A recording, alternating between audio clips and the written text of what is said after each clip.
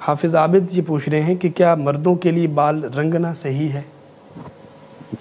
40 سال کی عمر کے بعد مرد ہو یا عورت اس کے لیے کالا رنگ استعمال کرنا ناجائز حرام ہے،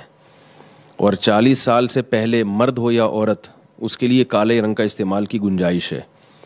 اور 40 سال کے بعد کالے رنگ کے علاوہ کوئی بھی رنگ لگا سکتے ہیں، چاہے مرد ہو یا عورت، اس میں یعنی مردوں یا عورتوں کا کوئی فرق نہیں ہے۔ 40 سال کے بعد آپ بلیک کلر کے علاوہ کوئی بھی کلر لگا سکتے ہیں۔ اگلا سوال یہ ہے کہ ہم آئی بروز نہیں بنواتی کیونکہ اس سے منع کیا گیا ہے، البتہ ہم تھوڑی خوبصورتی کے لیے زائد بالوں پر بلیچ کر لیتے ہیں، کیا ایسا کرنا صحیح ہے؟ انہوں نے یہ کہا ہے کہ بلیچ کر لیتے ہیں، تو بلیچ کرنے سے کیا ان کا کلر چینج ہو جاتا ہے؟ اگر وہ وائٹ ہو جاتے ہیں کلر ان کا، ایسا ہو رہا ہے کہ وہ نظر ہی نہیں آتے دیکھنے میں،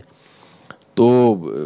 میں نے تو تلاش کیا، مجھے کہیں اس کا جزیہ نہیں ملا، لیکن یہ پھر بالوں کو کلر کرنے میں آئے گا، تو بالوں کو بلیک کلر کے علاوہ آپ کر سکتے ہیں، لیکن اگر اس سے مقصد یہ ہے کہ بلیچ کرنے سے وہ بال اس جگہ سے غائب ہو جاتے ہیں تو وہ پھر وہ اسی بال توڑنے کے حکم میں ہی ہے، وہ بھی ناجائز ہے۔ جی اگلا سوال اقرا ملتان سے پوچھ رہی ہیں کہ کیا عورتیں غیر ضروری بال صاف کرنے کے لیے بلیڈ استعمال کر سکتی ہیں؟ جائز ہے، مگر خواتین کے لیے بلیڈ استعمال کرنا بالوں کو صاف کرنے کے لیے مکروہ اور ناپسندیدہ عمل ہے، خلاف سنت ہے۔ نبی صلی اللہ علیہ وسلم نے خواتین کو جو بال صاف کرنے کے لیے جس چیز کو سنت قرار دیا وہ بلیڈ کا استعمال نہیں ہے، پاؤڈر ہے یا کوئی بھی ایسی کریم وغیرہ کے ذریعے بال صاف کیے جائیں۔ جی اگلا سوال اٹک سے عبداللہ پوچھ رہے ہیں کہ جوائنٹ فیملی سسٹم میں شرعی پردے کی تفصیل بتا دیں، یعنی چہرہ، آواز اور کپڑوں وغیرہ کا پردہ کس حد تک ہوگا؟ جوان عورت کے لیے جوائنٹ فیملی میں بھی پردہ فرض ہے اور چہرے کا پردہ بھی فرض ہے اس پر،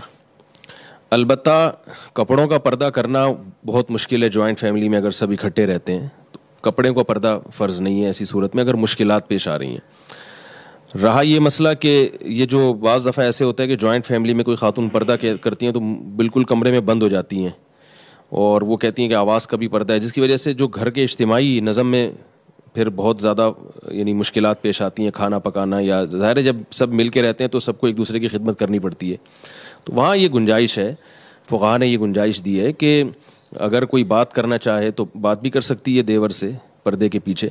اور اگر سب اکٹھے بیٹھ کے کھانا کھا رہے ہیں، جیسے ایک ہی میز پہ یا ایک ہی دسترخوان پہ سب کا کھانا کھانے کا معمول ہے، جیسے کہ والدین کی خواہش ہوتی ہے کہ سب بیٹے اور بہویں ایک ہی جگہ بیٹھیں، تو اس کی بھی گنجائش ہے کہ یعنی جو خاتون پردہ کر رہی ہیں تو وہ اسی رو میں بیٹھیں جس رو میں دیور بیٹھا ہوا ہے، درمیان میں فاصلہ ہونا چاہیے، ساتھ بیٹھنا تو جائز نہیں، تاکہ دیور کی نظر چہرے پہ نہ پڑے، اور دیور کو بھی چاہیے کہ احتیاط کرے۔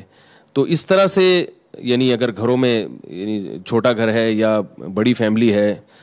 یعنی بالکل ہی اپنے آپ کو چھپانا بہت مشکل ہو رہا ہے، تو اس طرح سے یعنی پردہ کیا جا سکتا ہے۔ یعنی خلاصہ یہ نکلا کہ ایسے نہ بیٹھا جائے بالکل آمنے سامنے کہ دیور کی نظر بھابھی پہ پڑ رہی ہے، یہ بالکل جائز نہیں ہے، اور بے تکلف نہ ہوا جائے، جیسے بعض خاندانوں میں دستور ہے دیور بھی جوان ہے، بھابھی بھی جوان ہے، اور خوب کہہ کے سامنے بیٹھ کے لگا رہے ہیں، یہ بالکل غلط ہے۔ تو کوئی ضرورت کی بات ہو تو کی جا سکتی ہے، سفر سے واپس آئیں تو سلام بھی کیا جا سکتا ہے، خیریت بھی ایک دوسرے کی پوچھی جا سکتی ہے، اور اکٹھے بیٹھ کے یعنی ایک ہی دسترخوان پہ کھانے کی بھی گنجائش ہے، لیکن میں نے بتایا کہ آمنے سامنے نہ ہو، تو جن سے پردہ ہے وہ نامحرم تھوڑا سا فاصلے پر ہوں، اور یعنی بالکل چہرے پہ نظر نہ پڑے، ایسی یعنی ترتیب سے بیٹھا جائے، تو یہ انشاءاللہ اس میں گنجائش ہے۔ اور امام یوسف رحمہ اللہ تعالیٰ کے نزدیک اس کی بھی گنجائش ہے کہ خواتین جو آٹا وغیرہ گوندنے کے لیے، برتن دھونے کے لیے اپنی کلائیاں کھول لیتی ہیں، تو اس پہ اگر کبھی نظر پڑ جائے تو وہ بھی انشاءاللہ معاف ہے، کیونکہ خواتین کو یہ ضرورت ہے کہ اپنی آستینیں اوپر کرنی پڑتی ہیں، کلائیاں کھولنی پڑتی ہیں کھانا پکانے کے لیے، برتن دھونے کے لیے، تو جوائنٹ فیملی میں رہتے ہوئے اس کی بھی گنجائش ہے کہ ضرورت سے اگر وہ اپنی کلائیاں کھول لیتی ہیں تو اس گنجائش پر بھی عمل کیا جا سکتا ہے۔